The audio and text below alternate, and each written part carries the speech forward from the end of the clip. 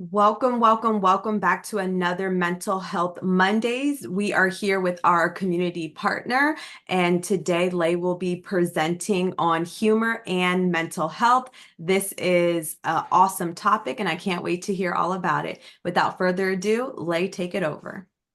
Thank you. So happy April Fool's Day. I thought this would be a good topic for today since I'm doing it on April 1st. Um, so let's get started. So what is humor? So when I was looking up definitions of humor, these were the three things that came up. Multiple definitions, and also found out that there are different styles of humor, which was very interesting. So humor is the quality of being amusing or being a comic. Um, Humor was also defined as an ability to express humor or make other people laugh. And then the other definition that I found was humor can be a mood or a state of mind. And in terms of the different styles of humor, I found four based on research. The first one being affiliative. So, affiliative style of humor makes other people laugh and can bring people together.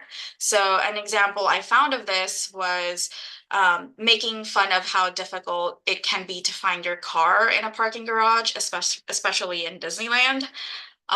Or let's say you're in the helping profession and you just took a break, had coffee or maybe something to eat, and you share with your coworkers that, hey, now I'm ready to see another 20 patients or 50 patients, and you get a laugh out of it.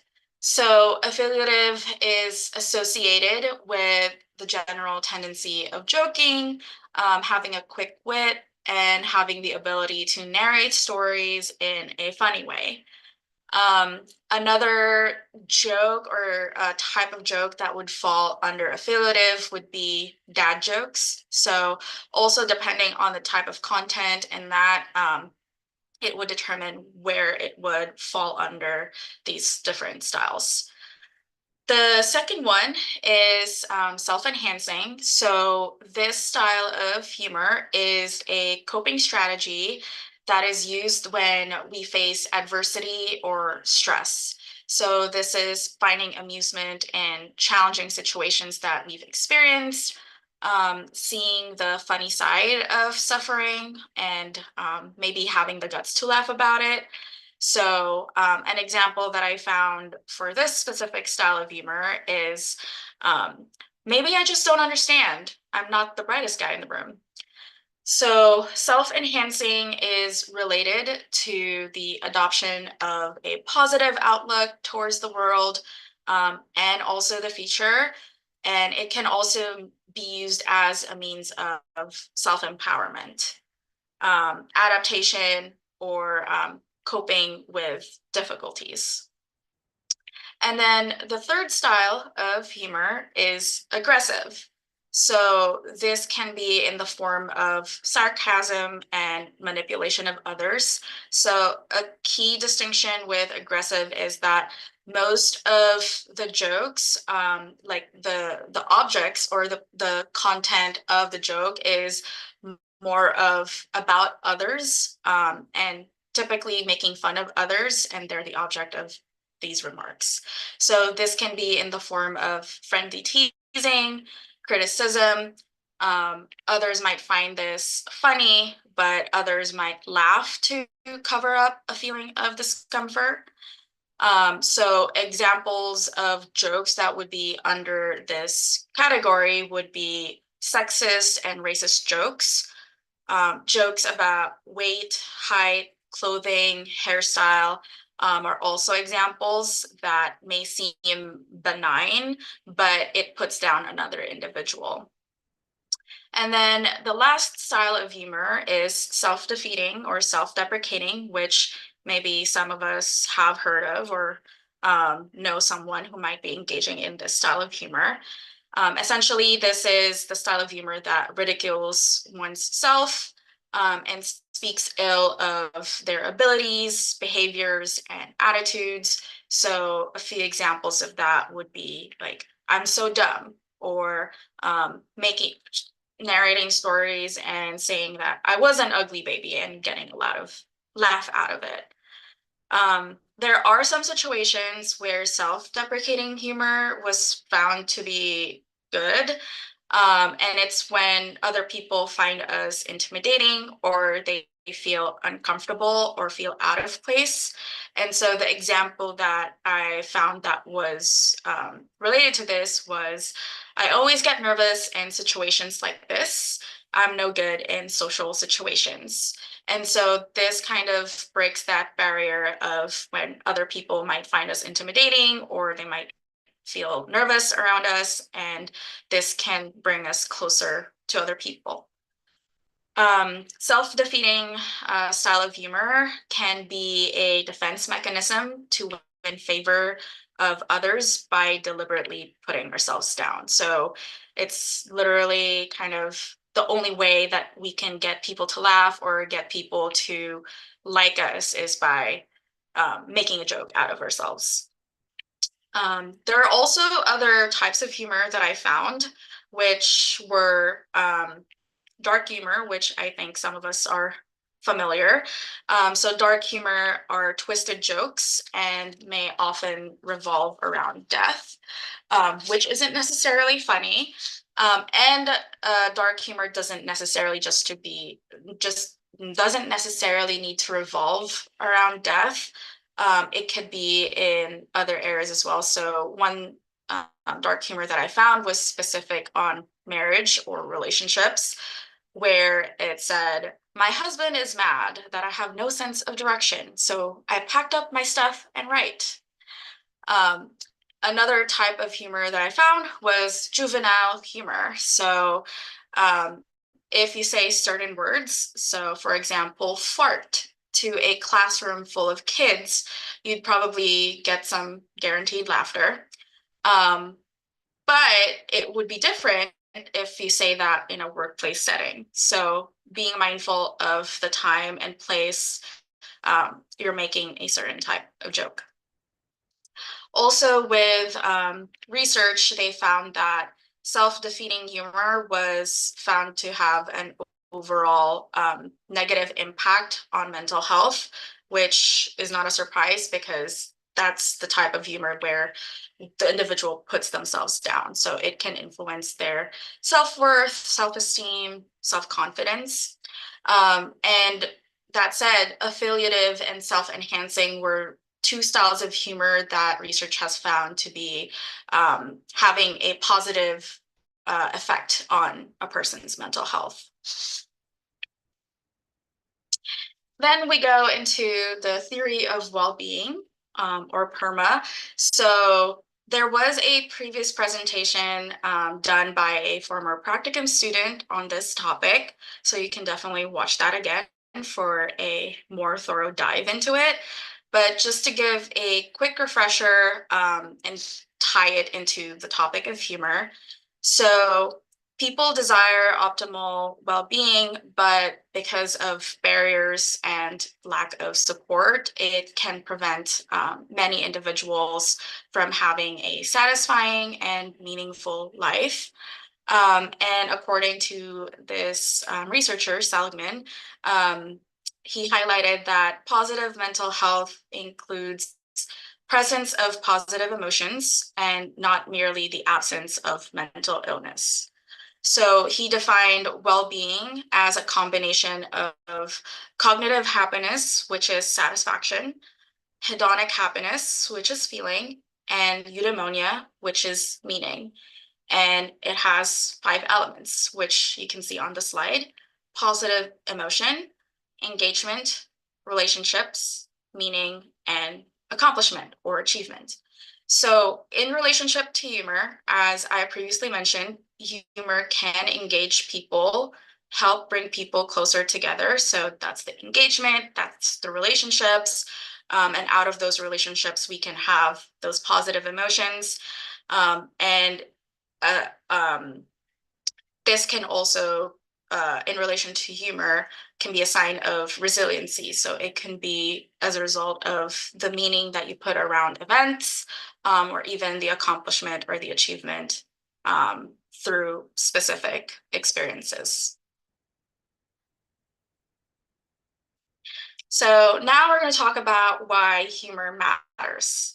So humor has been found to help build resilience by recognizing and accepting personal weaknesses and flaws of other people while dealing with adversities. So they found that there has been a positive relationship or positive correlation between coping humor, psychological resilience, and psychological well-being. So the more that a person engages in humor as a way to cope, they found that their psychological resilience improves, and their psychological well-being improves as well. So they found that coping humor is a very important variable when it comes to psychological resilience.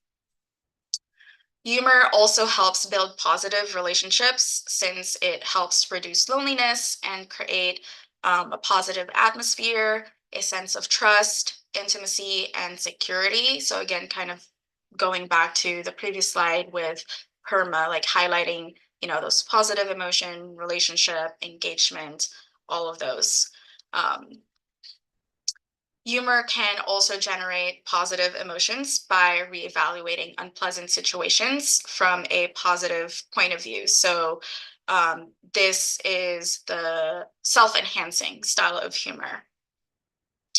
And they also found that through laughter, it actually contributes to the body's central nervous system, muscular and endocrine system, and circulatory system. So they found that how this influences these different types of systems is that by laughing or coping using humor, it helps decrease arterial pressure and levels of stress hormones, which they found can lead to relieving one's pain.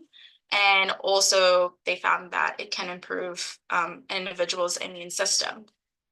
So overall, the research I found in terms of how humor benefits overall well-being or health is that it reduces depression levels, it fills life with meaning, restores psychological and physical balance, and boosts our physical health and subjective sense of well-being. So one thing that I did find during my research in all of this is that the affiliative style of humor was associated with wound healing. And they found that they noticed that there was a release in oxytocin, which is a bonding hormone. So again, relating that to the theory of well-being, right? Like those engagement, those relationships, the positive emotion, and the meaning, as well as the achievement or accomplishment. And I think we all know the saying that laughter is the best medicine. So I found that too in my research. But of course, everything in moderation. So just like not all activities are for everyone, even humor must be exercised cautiously. And something that I did find, which could be like a quick trivia, is that laughter is the best medicine actually was a saying that can be found in the book of Proverbs, which I didn't know. So how can we incorporate humor in our life? So these are a few ways that we can have humor in our life. So it could be as simple as listing 3 funny things that happened to you each day, finding a TV show or movie that tickles your funny bone, watching stand-up comedy, whether it's online or a TV show that you like, or a comedian that you like that has a TV show, or watching them live. And with research, they found that watching it live has actually have a better impact. And that's because you are surrounded with other people. So the experience itself is different compared to when you just kind of like watch it online. Also, another way is to reach out to someone who gets your sense of humor and share funny things. So this could be sending memes to each other, or sending funny reels. So one example would be I see Cindy is on here. So I definitely send her a lot of memes and a lot of reels, and we get a good laugh out of it. And another way to incorporate humor in your life would be maybe having game night with your friends or loved ones. And there are plenty of games out there that incorporate humor into the game itself. And then we have laughter yoga, which is another way to incorporate in your life. So laughter yoga is a type of laughter therapy. This was developed in India in 1999. And they found that stimulated laughter can elicit the same physiological and psychological benefits as authentic laughter. So, with research, they found that laughter yoga has reduced depressive symptoms and increased sleep quality in a group of elderly people with high rates of depressive vulnerability. They also found that patients who were awaiting organ transplants that went through a laughter yoga session reported increased feelings of activation and cheerfulness. And then in a South African study of stroke survivors, they reported an increase of positive emotions following a laughter yoga session. And ultimately, they found in research that forced laughter enhanced mood more than forced smiling. So, being able to incorporate this into our life. If you are unable to engage in laughter yoga, maybe sometimes just forcing yourself to laugh, or maybe just looking at memes that bring out that laughter. So now let's talk about when jokes go too far and the negative impact of some jokes or specific jokes in one's mental health. So there is a fine line between what's really funny and what's insulting. And some negative impacts of jokes could be being invalidating and dismissive of someone else, toxic positivity, which some of us might have heard already, and jokes that are culturally insensitive. So, invalidating and dismissive jokes. So, these are insults disguised as jokes and are ways to undermine your self worth. Self-deprecating jokes are a part of this or under this category because it can impact someone's self-esteem, self-worth, self-confidence. Sarcasm or aggressive style of humor is also under this. So, sarcastic forms of humor or aggressive forms of humor can be very witty and can be entertaining, but research has found that this specific humor can interfere with the person's ability to maintain close relationships. So, just thinking about how if you know someone who's constantly sarcastic or constantly engages in an aggressive style of humor, think about how your relationship is with them. Is it a good relationship? Do you feel like you have a close relationship with that person, or do you feel like you tend to avoid this person? And so this is what the research has found, is that it can influence their relationships because of how they make jokes. And then we have toxic positivity. So toxic positivity is denying an emotion and forces us to suppress that emotion, giving the message to ourselves or others that a specific emotion shouldn't exist or that having that emotion is wrong. And if we try hard enough, we can eliminate that emotion entirely. Toxic positivity can also shame people into feeling like they're not doing enough or their emotions are invalid. It can also shame ourselves for not being happy enough or positive enough and can deny our reality. toxic positivity can also give the message that everything bad in life is the person's fault. And these are the examples that I found of toxic positivity. So someone who maybe approaches and say, how do you not feel so sad? And the friend would respond, just be happy. So if it was that easy, everyone would be doing it. And so these types of responses can oversimplify things, especially for those who are experiencing mental health issues. And someone who could be experiencing depression, right? Like responding to them with this could just push them away, make them shut down, and make them feel like they're not supposed to be feeling sad or there's something wrong with them for feeling a certain way. And so I wanted to share this comic strip that I found on toxic positivity. So it says, I've heard it said that gratefulness is the most integral emotion to long-term happiness. That sounds kind of true, and I have so much to be grateful for.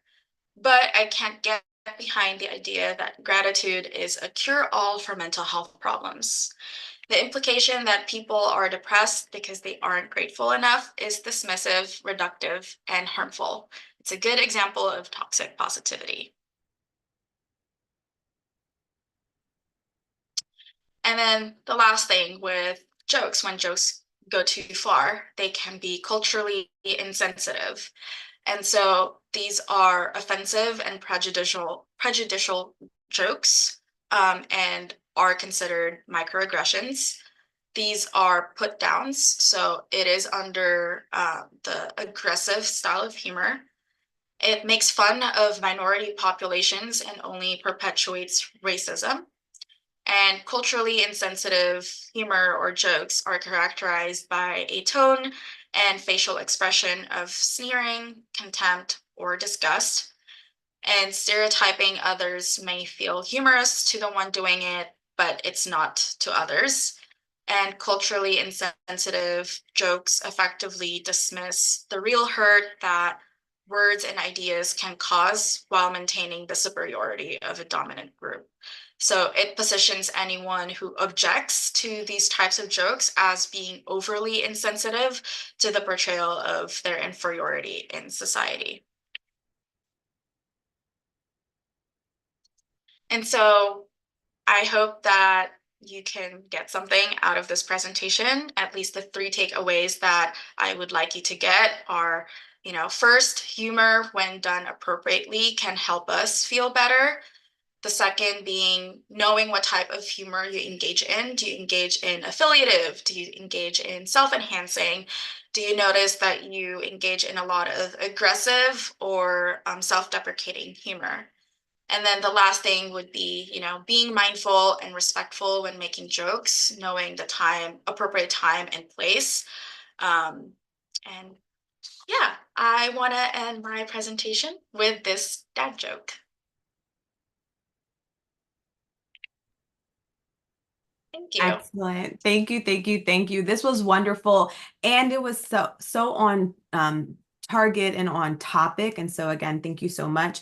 Also for all of those who would like the PowerPoint, that will be listed on our website at pekgsuame.org, as well as she had referenced the book of Proverbs that has laughter, and I went ahead and added 25 additional scriptures that also talk about laughter as well, so you can go back and reference that. Again, psychology and spirituality, there is a lot of intersection, and so that is why it's good to be culturally sensitive and approach everything with a comprehensive lens. So again, thank you for our community partner, and we'll see you next month.